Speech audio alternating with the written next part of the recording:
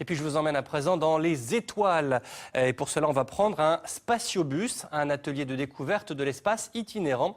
Il faisait escale aujourd'hui dans l'Aisne, à Château-Thierry. Rémi Vivenot, Éric Henry. Des bouteilles en plastique, du carton, un peu de scotch, de quoi construire une fusée à eau et à air comprimé pouvant voler jusqu'à 100 mètres de hauteur, une activité proposée aujourd'hui à ces enfants du sud de l'Aisne. On prend une bouteille et on la coupe au milieu et après on prend une autre bouteille, on prend le bout qui est déjà découpé puis après on place dessus. Ça leur apporte quelque chose, c'est pas juste un atelier pour s'amuser, il y a une vocation pédagogique derrière bien entendu. Et c'est bien l'objectif de ces animations itinérantes proposées par le CNES, faire connaître l'espace et sa conquête par l'homme aux plus jeunes et de manière ludique. Si on prend une fusée qu'on fait 100 km tout droit au-dessus, au bout de 100 km, ça y est, on sort de l'atmosphère, on est dans l'espace. Qu'est-ce que tu savais? Armstrong, c'est le premier homme qui est parti sur la Lune.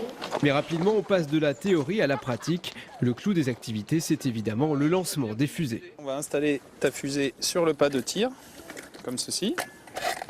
Beaucoup de gens pensent que l'espace ça coûte cher, ça sert à pas grand chose et finalement il y a beaucoup d'applications qui servent aux humains. 5, 4, 3, 2, 1, 0.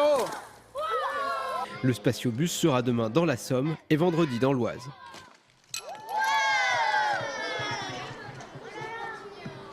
Et ça va créer des vocations, j'en suis sûr.